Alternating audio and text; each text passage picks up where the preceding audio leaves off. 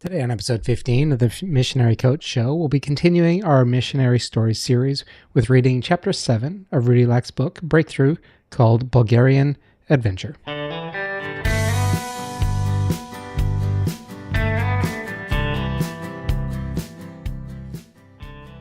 In Volunteer Christian Mission since 1999, I'm your missionary coach, Bill Hutchison. This is the show where we talk about all things missions related, from preparations, travel, training, relationships, building a support network, testimonies, and stories, and more. So last time when we were reading Rudi book, we actually read about when they crossed over the border with Bibles hidden under the mess of camping gear, and just sort of how God intervened on their behalf by just not letting the guards see what was under what was hidden under all of the mess of stuff that they had. And at the same time, we were reminded about the importance of intercession as God was leading them to cross the border, and when they crossed the border, tied up exactly or matched up exactly with when the people there were actually when the people back at their home location, or the location where they were camping, the rest of the team was camping, they were interceding right at that moment for it to happen. And they crossed at that time because as they prayed ahead, they felt God saying, this is when you must go. And through their obedience to God, through what they heard during the intercession, and then also through what they experienced with the other people on their team, with them praying at this specific time, that's how they got across the border, smuggling all of those Bibles. So that's where we left off, and we're going to continue reading now to find out a little bit more and to hear more of Rudi's story and just the exciting stuff that they got up to while they were away, or while they were in Bulgaria. So, chapter 7 of Bulgarian Adventures. Now, this is about 20 pages, so depending how we go, we might stop halfway through, or we might continue on. I wasn't here last week. We had a bit of a computer issue in our house. So my wife's laptop was down for 3 days, and I had to fix that, which took me away from recording last week. So that's why we missed a week. Hopefully it won't happen again. Hopefully I fixed it properly. We'll go from here. So, Bulgarian crossing. I'd taken the precaution of writing Pastor Uskatso's name on a separate piece of paper and hiding it safely in my wallet. In my hand was a slip of paper on which was written the name of the street where he resided. It was in Cyrillic script, so we could not even pronounce it. We had no map and no means of locating it, but at least we knew it was in Sofia. So with no other alternative to choose from, we headed for the capital, a 5-hour drive away through the lush, green Bulgarian countryside. While Rudi took over the wheel and sought to make a good time as possible over the badly repaired, potholed asphalt roads, I sat back and, as much as I could, in that tense uncertainty, enjoyed the passing countryside. We had the border crossing behind us, but our potential troubles were far from over. At any time, the secret police could pounce on us and uncover our secret load. I noticed the harvest was underway. Even at this early hour, farmers were already hard at work in their fields. Through the nodding heads of grain, I could see their heads bobbing as they reaped the harvest with handheld tools. Modern farm machines, I noted, were far and few between. It would take long hours of back-breaking labor before the crops were brought in. My heart went out to these poor, downtrodden men and women slaving under such antiquated conditions. God, release them from the bondage of communism, I prayed silently. How thankful I was. We had obeyed the Lord, and despite the risk, pushed through with our resolve to come to Bulgaria. While we would not help with the physical provisions at this time, at least we had with us a good supply of spiritual nourishment. The urgency of our mission gripped me afresh. Jesus, help us to deliver our bread safely. We passed an occasional horse-drawn gypsy cart. Then there were wagons carrying families of gypsies, from elderly grandmothers to babies in arms, and each wearing colorful traditional dress. The bells tied to the horses' harness made delightful rustic music. In any other setting, I would have been deeply struck by the simple beauty of such a sight. But right now, I was too acutely aware of the spiritual oppression upon this land to enjoy it. This was a nation where persecution reigned supreme, not just for Christians, but for the whole population. Despite communist claims of freedom, freedom as we knew it in the West was totally unknown, be it freedom of religion, speech, or the press. I gazed out the window, my heart filled with a variety of emotions, from anger at the injustices I could see in the passing rural scene, to excitement at God's protection at the border, to apprehension at what still faced us.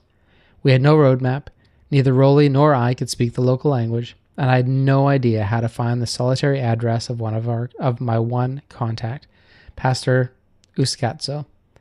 Gradually, this countryside flattened, and as we started to enter the outskirts of Sofia, the potholed asphalt road turned into an uneven cobblestone surface, which made driving even more difficult. Carts gave way to foot traffic and horses to rusty 20 and 30-year-old cars. We were also surprised by the number of ambulances moving through the city. Sofia must be a very accident-prone city, I thought to myself, making a mental note to take extra care when I next had my turn at driving. It was only later we would discover that these ambulances were a cover for the secret police. When you really needed an ambulance, the real thing was in short supply. I was also particularly struck by the numerous slogans plastering the walls and the many oversized billboards displayed on the street corners. Although I could not decipher the writing, their communist message was clear.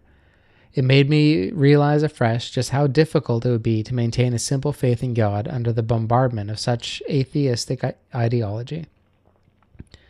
I took over the driving and wondered what direction to steer the car. I claimed Proverbs 3:6, "In all your ways acknowledge him, and he will make straight your paths." Lord, direct us, I prayed. In a city of 2 million, trying to locate the Cyrillic address on our piece of paper was like looking for a needle in a haystack. Suddenly I spotted a tourist hotel. Maybe someone there spoke German or English and could help us, but we needed to maintain our guard. So pretending we were tourists taking a rest break, rather than Bible couriers in search of a delivery drop-off, we sauntered into the hotel, ordered some refreshments, and casually asked the waitresses for a good tourist spot to visit. As an apparent afterthought, I asked if the hotel had a map. Smiling, the receptionist handed one over. No questions asked. Things were looking up. Back in the van, Roli, reading from the map, acted as a navigator, while I cautiously maneuvered the gray Ford up and down numerous narrow, rough-surface streets. At each corner, we stopped to check the signpost. Finally, our patience paid off. Roli's map reading proved successful, and we located the street that matched the Cyrillic writing on our piece of paper. Rather than pulling up in front of the house, I took the precaution of parking a few streets away. We pulled off to the side and left the van semi-concealed under the overhanging branches of a tree along the banks of a river. Even so, I felt uncomfortable about leaving it. This dilapidated vehicle could easily be broken into, and its contents revealed. Lord, set your angels guard over it, I prayed under my breath as we made our way back to the street. There was another reason why we did not want to leave the van where it could be obviously spotted and linked to us. We had no background on this pastor, and no idea what kind of situation we might be walking into. The last thing we wanted was to create problems for the local Christians. If the authorities found a believer had been in contact with foreigners, they could be arrested. As we had already been warned, anyone could be a spy, even the head of a prominent evangelical denomination. He was a man we needed to stay clear of at all costs. The intense mid-afternoon sun beat down on our heads as we walked up the street looking for the exact number of the house. This proved almost as difficult as deciphering the scripted street name. Many of the homes did not have numbers, and those that did not follow a logical order. After a frustrating search, we found ourselves standing in front of a worn-looking 2-story house that resembled all the others on the street. It was set back in a small garden with the front door a mere 5 meters from the road. The garden was separated from the street by a low wooden fence and gate. The setting was a little too exposed for my liking. What if someone passed by on the street, recognized from our voices that we are foreigners, and reported the inhabitants of the house to the secret police? They could be put in prison, and it would be our entire fault. But we had come this far, and there was no backing down now. Feeling very apprehensive, I gingerly knocked on the door. We waited nervously. There was no response. Reaching out, I knocked again, a little more forcefully. This time we could hear someone moving inside the house. Suddenly, a young lady, who I guessed to be about 20 years old, leaned over the balcony above us. "Hi, she said in English, obviously recognizing from our appearance that we are foreigners. What do you want? I took a couple of steps back so I could see her better. I'm looking for Uskatzov. Uskatzov. One of these days I'll get it right. I said. By now I was right at the gate, and I realized how vulnerable my position was. Anyone passing by on the street could overhear us. He's my father, and he's not here, the girl replied, seemingly unperturbed. Can I help? I did not want to announce the true intention of our visit out here in the open for everyone to hear, so I just said, oh, we're just tourists, and we're given his name by someone. Then, grabbing at straws, I said, there doesn't happen to be a church service on tonight, is there? This was the only contact we had. If we let this opportunity slip through our fingers, we had nowhere else to go. Yes, you're very welcome to attend, the girl shouted back, still leaning over the balcony. I'll come down and give you the address. I was surprised at her openness. Where was all the secrecy that we had understood was so necessary in this anti-Christian nation? The girl disappeared, and a few minutes later appeared at the front door with a piece of paper with the church's address neatly written on it. I tried to read her expression, but could not discern anything. I felt quite uneasy, and rather than give her more time to memorize our faces, I quickly thanked her. Turning on our heels, Rudi and I left. As we made the 15-minute walk back to the riverbank where the ford was parked, we discussed our encounter with this girl. From our conversation, it would almost seem as if Christians could meet quite openly. At least she did not seem concerned about publicly informing us of the church service. Were the stories we had heard about communist oppression exaggerated, or were we walking into a trap? I looked at the piece of paper she had given to us and gave a start. The church name was the same evangelical denomination whose director we had been warned about. Should we attend this church service or not? As Rudi and I discussed the pros and cons, we realized we did not have a choice. This was our only contact. We did not have anyone else to deliver our Bibles. So I thought of the students who were faithfully praying around the clock for us. I remember the lady in the Christian bookstore in Haifa who had promised to pray. The last thing we wanted was to take our Bibles back across the border with us, so we decided to take the risk. Hopefully, there would also be genuine believers in that congregation. We would just have to trust Jesus to lead us to them. We filled in the remainder of the afternoon wandering through the marketplace in Sofia. We were particularly struck by the limited range and poor quality of goods that were available. Even the fruits and vegetables seemed tired and wilted. People shuffled their feet and walked with heads bowed. Communism claimed to bring freedom and prosperity for all, but from our observation, there was little evidence of this. Life went on. It seemed to be a dull and colorless existence. The service was due to start at 7. Around 6, giving ourselves what we considered plenty of time, we climbed back into the van and set out in search of the church building. The task proved more difficult than we anticipated. Rudi pored over the map, and as before, we stopped at every street corner to check the Cyrillic writing on the signpost.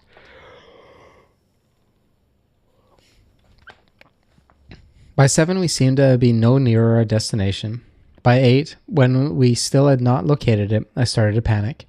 The light was fading fast. Surely we had not come this far only to foul things up now. I sensed this was a direct attack from the enemy to prevent us from making contact with the Christians and offloading our supplies. We only had tonight. Tomorrow we had to start heading back. Let's pray, Rudi, I said. We lifted our voices in aggressive prayer, bound the enemy, and asked God to clearly direct us. By now, a heavy blanket of darkness had fallen over the city. Only a few dim street lamps were available to light our way. Reading the Cyrillic scripted street signs had been hard enough by day. By night, it was almost impossible. We got out of the van and walked up and down the uneven, muddy streets, narrowly missing the deep ruts and holes created by the continual flow of carts. It struck me that there were not good advertising for socialist propaganda. Even farm tracks in remote parts of Switzerland were kept better than these city roads. Again and again we stopped under the faint light of the street lamp and peered at the map. Generally frustrated by our lack of progress, we would climb back into the van. Time was rapidly slipping away. By now we were well over an hour late for the service. Checking yet again and finding the street sign did not match, we stood together under the dim light and almost beside ourselves prayed for God to unravel this maze of streets and lead us to the right place. We had to find the Christians that night. We had already spent more than a day getting here. If we did not deliver the Bibles that night, we had no alternative but to take them back with us to Greece when we returned the next day. Surely the Lord had not brought us this far only to frustrate our efforts. Finally, almost 2 hours after the starting time, we turned a corner. As we had done dozens of times already, we carefully checked the street sign to see if the lettering matched the address on our piece of paper. It looked identical. We checked again and could hardly believe it. We'd found the street. As we had done earlier in the afternoon, we took the precaution of parking some distance away. We left it along the same meandering river, although not the same spot, where we had parked it earlier in the day, and took a 10-minute walk to the church. Its unpretentious brick building was tucked in between houses, but we could hear from muffled singing inside that we had found the right place. Rudi and I opened the door, walked quietly inside, and slid into a back wooden pew.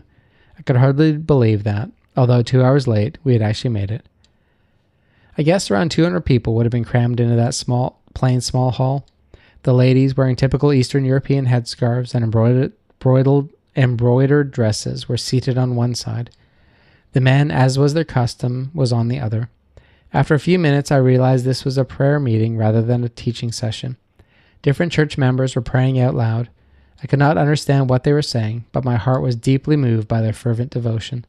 I looked over to Rudi and smiled. I could see he was equally impressed and drinking it all in. We had found the building, but now we faced another challenge. How were we to make contact with someone we could trust and whom we could deliver the Bibles? Nobody knew us, and as the service continued, and then starting to draw to a close, nobody had apparently noticed us. Stand up and announce your visitors from the west, the thought came to me. It could help draw someone out from the woodwork, but it could also alert our presence to the wrong people. There may well be government informers in the church. No, I determined. God had brought us this far. I did not want to blow it now. I would trust him to lead us to the right person. I looked around the wearied, wrinkled faces of the congregation. How long had it been since they had solid teaching from the scriptures? These people need encouragement. Get up and give them a message, the thought came to me. I hesitated. I did not want to push myself forward. You better make a move now or it'll be too late, the inner voice persisted. Just walk up to the front and say who you are. The battle within was intense. Was I being unnecessarily cautious? Should I just walk boldly up to the front and announce who we were? Don't be a coward. Go now, the same voice persisted. No, I responded firmly, suddenly recognizing where the voice was coming from. This was not the Holy Spirit. It was Satan trying to pressure me to do my own thing. God had called me to this mission. I needed to trust him to complete it. I'm not going to push myself. If you want to speak, Lord, you have someone ask me. It seemed an unlikely request. So far, no one had acknowledged our presence or indicated that they had even noticed us. Then, just as things were winding up, the leader walked down the aisle. Coming up to me and speaking softly in broken English, he said, "Who are you and where are you from?" "We're believers from Switzerland," I whispered back. "We can't allow you to speak. That's forbidden," he responded in hushed tones. "But you can bring greetings," I nodded. "I understand. I'd be happy to do that." Following back up the aisle, I turned and for the next 15 minutes had the joy of bringing greetings from the apostles Paul and Peter and other biblical leaders in this scripture-starved congregation. How thankful I was that I had not pushed myself forward, but waited for God to orchestrate my opportunity to preach. The service over, people crowded around us. None of them could speak German or English, so we could not communicate in words, but their facial expressions indicated their delight at our presence. That was encouragement in itself. Finally, everyone left. Only the leader remained. Warmly shaking my hand, he thanked me profusely for my words. "What you shared was wonderful. I'm sorry you couldn't have had more time, but we have to be careful," he added. "You understand?" "Perfectly," I answered, grasping his hand and looking into his gentle dark eyes. I warmed to this man. His English was broken, but at least we could communicate. I was sure he was our contact. Before I had told him our reason for coming, I needed to make sure of one thing. I needed to know whether or not he was the head pastor of this denomination. "Are you the director?" I asked politely, as if making an offhand inquiry. "Oh no," he replied. "I'm the assistant pastor.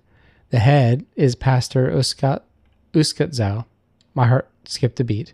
"Pastor Uskatzow?" I repeated. "Yes, do you know him?" No, I said, stuttering slightly as a revelation dawned. Pastor Uskatzow was the government informer, the same man we had been told to avoid at all costs.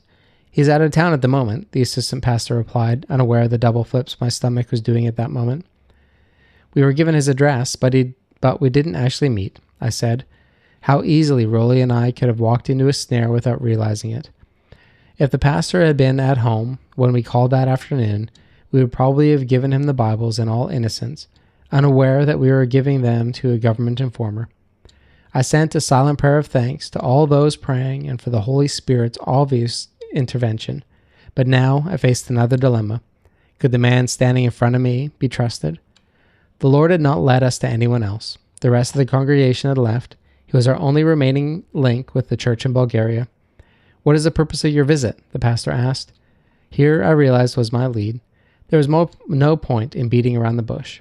So, grasping my courage with both hands, I leaned over and whispered in his ear to make sure no unseen eavesdropper could hear, blurted out quietly, We brought in Bibles. His brow wrinkled slightly in semi-disbelief. Bibles? Yes, we smuggled them across the border. The pastor swung his gaze from me to Rudi, who nodded in affirmation. Bibles? He repeated, a whole range of emotions from delight to fear flashing across his face. How many? 100 Bulgarian and 100 Romanian, I replied. He let out a soft whistle. I've spent 15 years in prison for the gospel, he whispered with concern. I'd be in for another 15 if I was caught without that many Bibles. We're going to have to be careful. Where are they?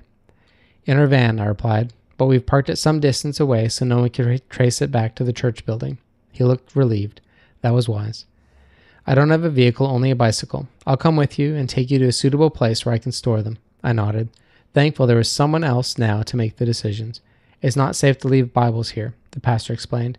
We have government informers in the church, some quite high up. He did not actually mention the pastor Uskatzau, but I surmised that he was well aware of his boss's activities. I know, I said, silently thanking the Lord again that he had led us to the right man. I breathed deeply as I realized how close Rudi and I had been to walking into a trap. It'll take us about 10 minutes to drive there from where the van is parked. To cover our tracks, Rudi lagged behind to make sure no one was following as the pastor and I went ahead. The feeble glow of the dim street lamp only provided a limited pool of light, so we mainly walked in the dark. But this was his home territory for the pastor, and he definitely led us in the direction of the river. Progress was faster now that we had a local guide.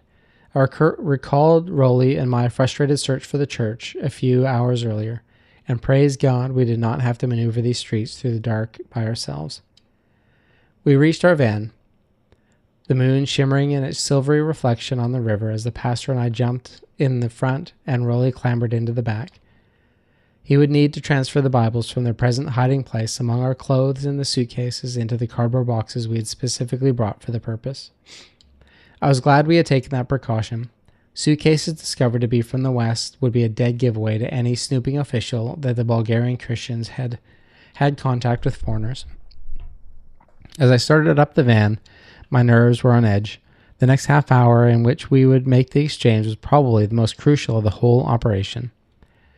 I fought to concentrate on my driving as we wove our way around the dark street areas in the area of town Rudi and I had not yet visited.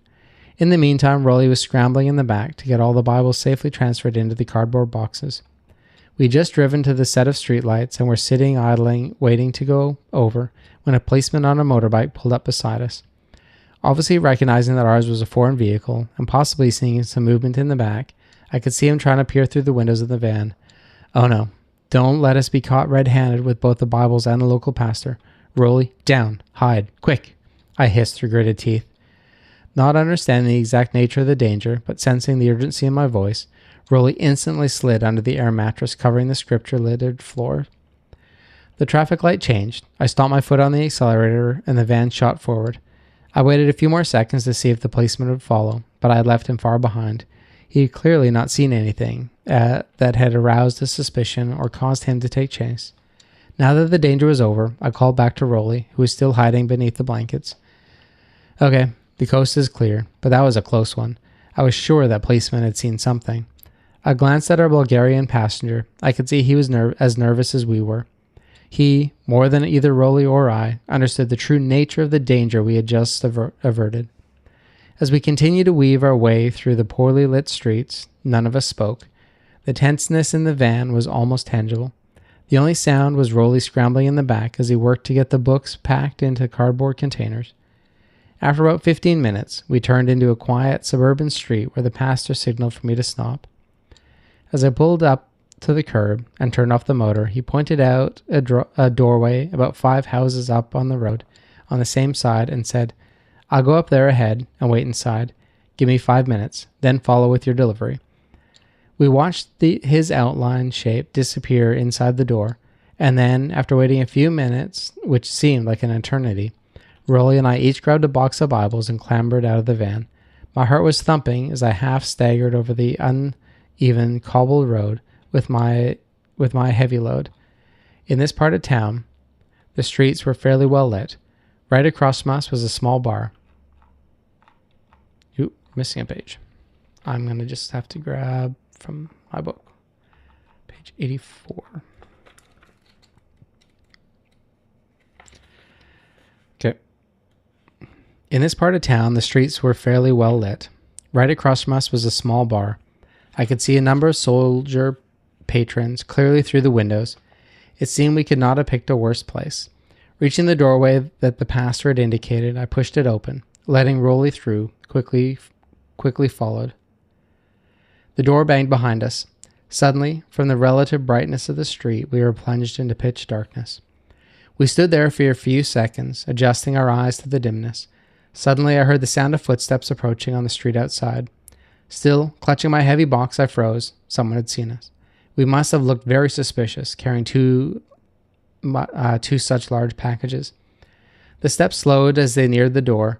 Then they came to a complete halt. In the faint glow from the street lamp creeping under the door, I could clearly make out the shadowy shape of a pair of boots. I held my breath waiting. At any moment, the door would fly open, revealing Rolly and I standing there red-handed with our box of Bibles. My arms ached from both the tension and the extreme weight of the 100 Bibles I was carrying. Just when I thought I could stand it no longer and was about to drop the box, the steps moved away.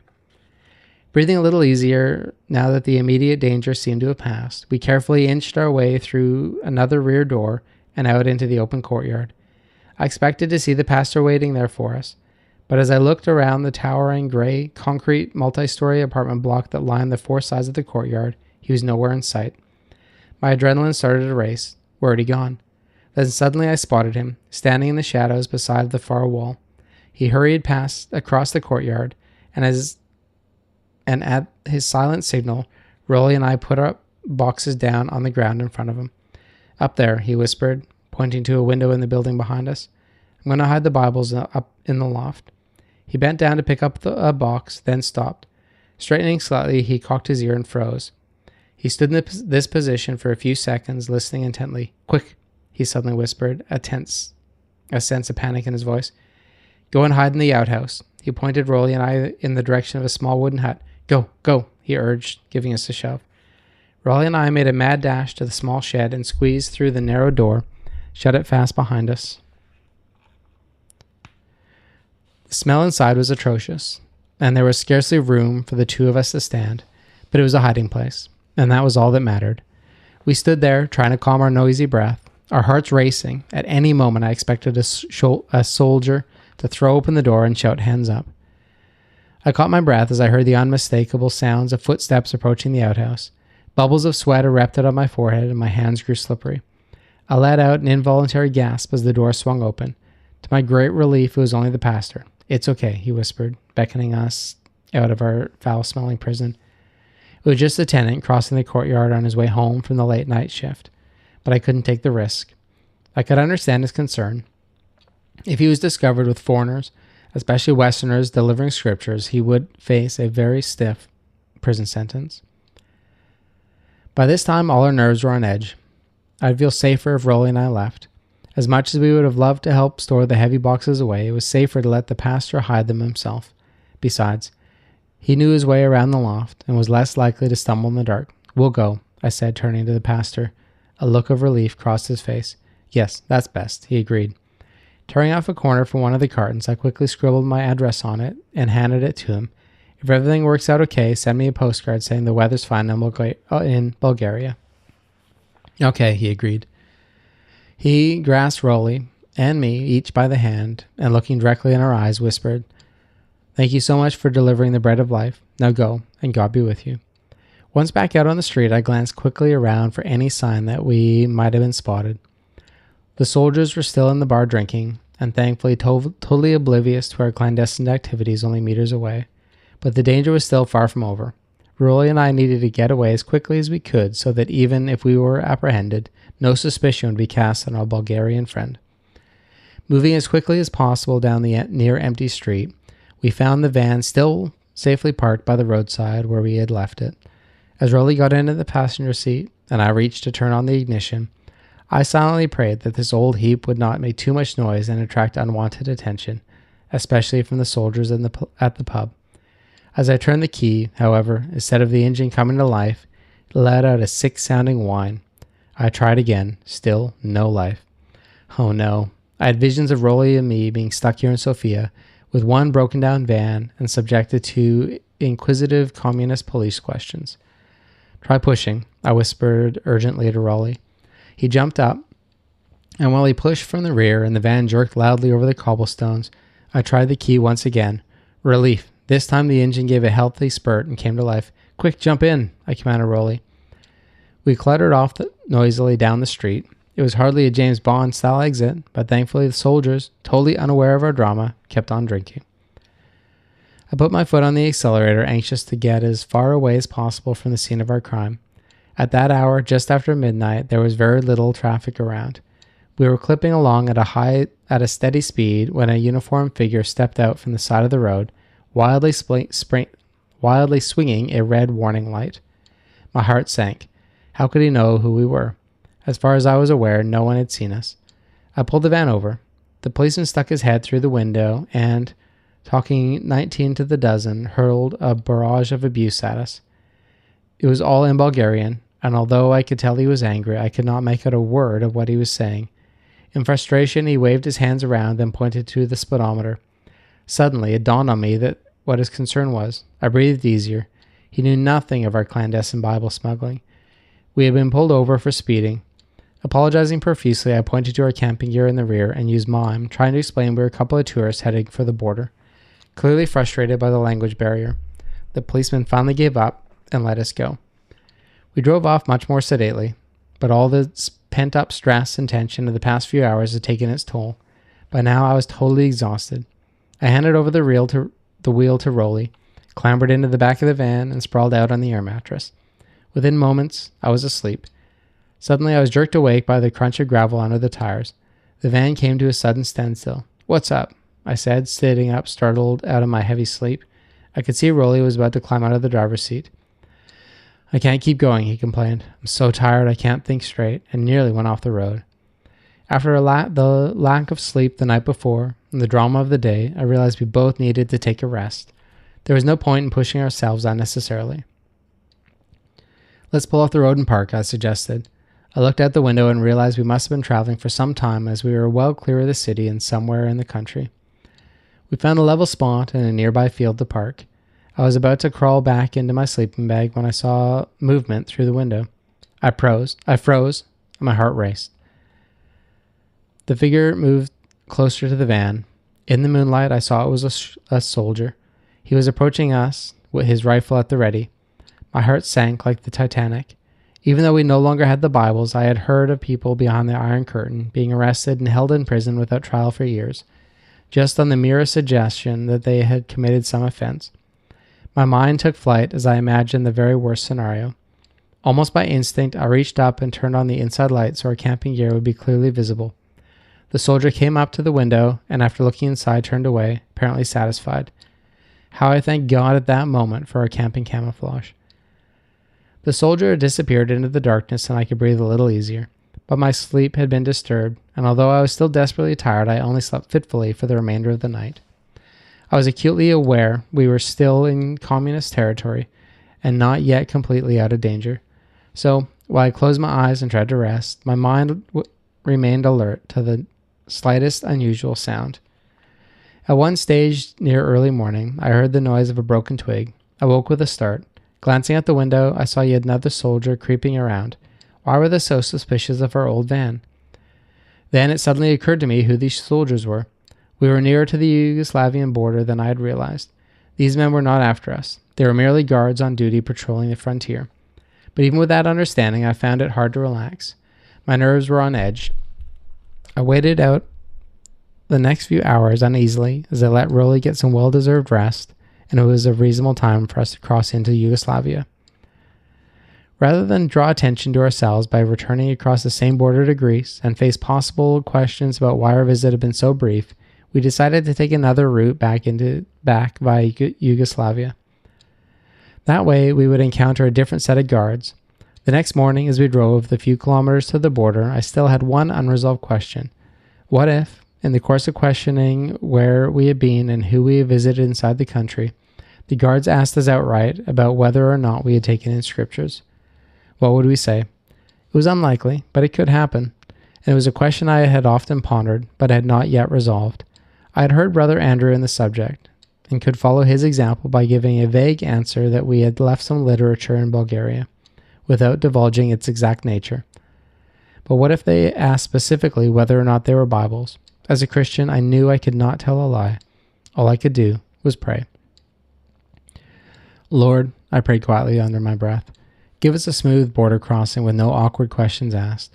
If we have absolutely no hassle, I'll also take it from you as a sign that the Bibles are safe and we've delivered them to the right person. I was pretty certain our Bulgarian friend was genuine, but his working with a government informer, such as Pastor Uskatzau, still left the element of doubt. Rudi and I had taken a certain risk in leaving them with him. At 7 o'clock, we pulled up to the border crossing into Yugoslavia and stopped behind a few other vehicles ahead of us. Soon, a guard ambled over to us. Passport, please. As I handed them over, my heart rate increased. Even though we now had nothing to hide, that sense of tension and fear was still there. The guard glanced at our Bulgarian entry stamps. Would he ask why our visit had been so short? I caught my breath. Looking at the passports, he nodded, then strolling around to the back of the van, he opened the door and peered into the back. His eye caught the rusty old iron we had deliberately placed in full view on top of the other camping gear. That won't do you much good, he said jovially. He slammed the door, stamped our passports, and handed them back to us. Have a good journey, he said cheerfully, waving us through. There had been no questions asked. The crossing could not have gone smoother. To me, this was an answer to prayer. God's confirmation that our mission had been a success. We were not prepared, however, for the trouble we struck between Yugoslavia and Greece. The guards could not understand why we had only left Greece the day before and were now coming back using a different route. Convinced we were carrying hidden contraband, they made us strip the van completely while they searched it from top to bottom. It made me realize afresh the miracle of God's protection on both our entry and exit at the Bulgarian border. 8 hours later, at around 3 p.m., our dust-covered van rolled into the base camp at Katerini, near Athens. We were exhausted, but exhilarated. The fuel tanks were just on empty, and we only had a few coins left in our pockets. God had honored our faith venture in every way. As Riona's scripture had prophetically predicted, the whole trip had been accomplished in only 3 days. Everyone came flocking out to greet us, and we were swamped with questions. As we all crammed into the dining room, the largest of the camp, we began to fill them in on the details of our adventure. There were oohs and ahs, and I shared about our near late-night mishap when our van had almost been thrown off the Greek mountain pass. Why, that was just when we were praying for God to specifically protect you from harm on the road, Dom blurted out excitedly. Even Lorne showed uncharacteristic emotion as he realized the significance of his early morning wake-up call to pray for us during our 6 o'clock Bulgarian border crossing. Others shared how they had prayed that we would not rush across the border, but wait for God's specific timing. Around the precise moment we had been stopped by the policeman waving a red flag, the red light, another group had felt strongly to pray about protection against speeding. Perhaps they knew me too well. And then, at exactly 7 o'clock that morning, the very time we had crossed over into Yugoslavia, the burden had lifted from the prayer group, and they had stopped praying. It amazed us to see how precisely God had coordinated their most intense prayers with our greatest moments of danger. It highlighted for me the importance of a principle I had learned in the Swiss Army. For every soldier on the front line, there needs to be 7 in the backup team carrying supplies and caring for the wounded. Meanwhile, back at home base, 15 more are involved in manufacturing weapons and keeping an eye on the overall progress of the battle. It was a principle I now realized also applied at a spiritual level. The success of our mission had not depended just on Rudi and I. It was largely due to the students' faithful prayer at the base camp, as well as the financial support for those back home. But I was to find out all too soon that God had some other rather unexpected lessons to teach me yet. On our trip into Bulgaria had been a mountain peak in our SOE field trip. It opened my eyes to a new way of God's greatness. In the classroom, Brother Andrew had taught us from his experiences. Now I had discovered the truth for myself. There are no uncrossable boundaries for God. The triumph of Bulgaria behind us, I was eager to search out fresh peaks on which I could set my new sights. But as I quickly discovered, before we can climb a new mountain, we had to descend into the valley. Coming down from the dizzying heights of a Bulgarian adventure into the routine of team life took some adjusting. This was especially hard as Lauren had decided to take the whole group on a diversionary tour into Bulgaria instead of going directly north through Yugoslavia as originally planned. From the knowledge we had gained through our trailblazing excursion of what roads to take and other pitfalls to avoid, such as how to handle the border guards, Lauren felt it was time to expose the whole team to the reality of a hardened communist nation. But he also felt Rudi and I should not go with them. Instead, with 3 others who had opted not to take the side trip, we would follow the original route through Yugoslavia. We would all meet together in 3 days on the Yugoslav capital city of Belgrade. Everything within me yearned to join them. God had birthed in me a special love for this nation. I longed to go back just to visit the land. It would be wonderful to renew contacts with the pastor in Sofia. I longed to learn what had happened to the Bibles and to hear firsthand the reaction of believers as they received their own copy. How had they felt when for the first time they had scanned the pages of this precious book, which had been denied them for so long? But it was not to be. If Rudi or I were to join the team, it would arouse immediate suspicion from the border guards. They would want to know why we were returning so soon. Our presence could jeopardize everyone else's chances of getting in. So, as much as I longed to be a part of the team, I submitted without question to Lauren's decision to exclude us. Saturday morning, 2 days after our return from Bulgaria, we broke camp at Katerini, near the outskirts of Athens, our base for more than 2 weeks. It was an early start as we all had a long journey ahead. The small team I was leading was embarking on a 19-hour trip direct to Belgrade through Yugoslavia. The rest were taking their 3-day tour intercession trip into Bulgaria. "See you in Belgrade, Rudi," Don shouted as he boarded the blue bread bus. "Yes, have a wonderful time," I waved back. "We'll be praying for you." I sounded enthusiastic, but within a tug of war was in progress. I stood quietly, watching as everyone clambered aboard the vehicles. After the drama of the last few days, it seemed a letdown. I loved the thrill of my first trailblazing trip, of breaking new territory for God, but I also realized that this was my time to be in the valley. It was time to experience the discipline of staying behind to pray as others went out. I watched with more than a tinge of envy as the 2 vehicles, crammed with my chattering friends, rolled out of the campsite and headed off in the direction of Bulgaria. They quickly disappeared out of sight. "Well, let's get this mess cleaned up," I sighed, turning to my 4 remaining companions. In their haste to get away, the team had left us to clear the rubbish, clean the toilets, and generally tidy up. We had a good hours of work in front of us. Then we needed to pack the old Ford and get going ourselves.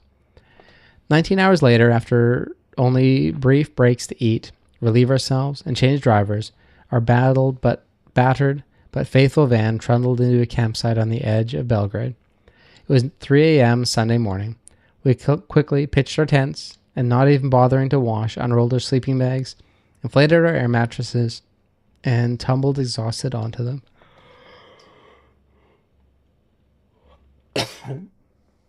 Sorry for the yawn.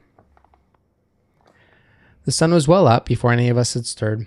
There was no pressure on us to do anything. It was tempting to take it as a rest day, but I was determined not to let the enemy of complacency overtake me. Stirring the others, I prodded them into life. Come on, folks, it's Sunday. We need to get moving if we're going to get to church on time. There was little response to my sergeant major call to action. Church? Rudi, you've got to be joking. Rolly moaned and pulled his pillow in resistance over his head. Surely we can have a day off. It was a long day yesterday, the other four chorused. I felt tired too, but was determined not to give in to the desires of my flesh. So, leaving the others snuggling in their sleeping bags, I went off in search of a local church. The campsite attendant helpfully located one for me in the phone book.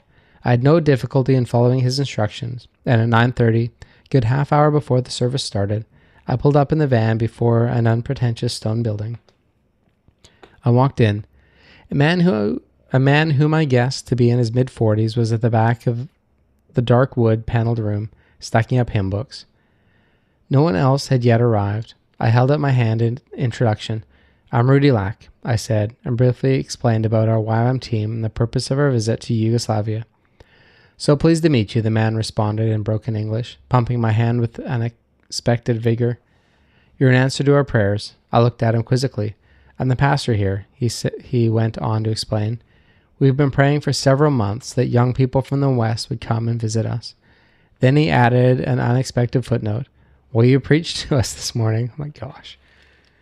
Will you preach to us this morning? I was taken aback. I certainly had not expected this kind of response. I had just come to attend church, not to give a message. How glad I was that I had the strength to obey the Spirit's urging to attend church and not given way to my weariness and natural desire to linger in bed. It would be a privilege to preach, I responded with eager anticipation. Here was my first chance to tell about Rolly and my experience of taking Bibles into Bulgaria. I would be really able to stir these people's faith. But, as I mounted the pulpit, the Lord spoke to me, Rudi, you're not to say anything about your trip into Bulgaria. Startled by this unexpected order, I quickly retorted, Why, Lord? I'll give my sermon so much more punch. But even as I silently debated with God, desperately trying to justify my position, I knew the answer. Rolly and I had been like heroes coming back from Bulgaria. It would have been easy for me to exalt myself in front of this Belgrade congregation, and I knew they would be impressed, but God was challenging my motive. He was the one that needed to be lifted up, not Rudi Lack. I preached, and it was fine, but not as powerfully as if I had shared about our Bible smuggling excursion. The minister got up to give a final exhortation based on my message for evangelism. As I sat in the wooden pew, half listening to him, I pondered over what had just happened. Suddenly, a thought occurred to me. What if the Lord wanted me never to tell this story? Would I be willing to hold on to it to myself forever? The Father was testing me at a new level. I was impacted afresh at how easy it is to fall into the sin of pride. While it's exhilarating to scale the mountaintops, that is not where the real test lies. Failure to pass the test of humility can disqualify us from conquering those peaks that are still ahead. I shuddered at the thought. Instinctively, I knew our experience in Bulgaria was the mere initiation of God's future plans for my life. Lord, don't ever let me be tempted to boost my own ego and so disqualify myself from completing your purposes in my life, I prayed. I want to scale every mountain and break through every obstacle that opposes the preaching of your gospel. It was an important lesson that will be vital in the future. So there we go. That was chapter 7 of Rudi Lack's book. Again, massively challenging, as I'm sure you can appreciate. One of the things that I guess stood out again to me was just that willingness to listen to God. And then also just the challenge when Rudi felt he was hearing a voice to go up and share when they were in Bulgaria. But I think that emphasizes or reminded me what Paul says, that our minds are deceitful and that we need to always be submitting to God and always be submitting to his ways. and to not trust our own hearts and not trust our own minds, but to always be seeking God. So that's a good challenge, I think, for all of us, just as we look forward to whatever it is God has for us. And also when he puts us in different situations that, we need to really be very discerning about what God is saying and where he's leading us, so that we don't fumble the ball, so to speak, and so that we don't act in our own indiscretion or our own so-called wisdom, but instead we seek God for his. So yeah, that is it. Our next chapter is called Crossing New Borders, and barring any crazy computer problems, we should be doing that next week. So again, thank you. This podcast is operated on a value for value proposition. So if you saw anything, or if this encouraged you at all, and if you wanted to, give back what you found value in. So you can do time, talent, or treasure. This was a thing that was the value for value model was started by John C. Dvorak and Adam Curry with the No Agenda show. So you can give your time by sharing stories, by telling us what God is doing in your life and any exciting stories that you have, or asking questions. Talent, you can maybe contribute, whether it's show art or, again, your own stories, or treasure. So if you want to donate, you can go to missionarystories.org. If you go there, you can also find the last 6 chapters and catch up if you are just catching this one for the first time. So that's all. Thank you. It's almost 2 a.m. Say it's nighttime for me, bedtime after doing some editing, and I will chat to you next time.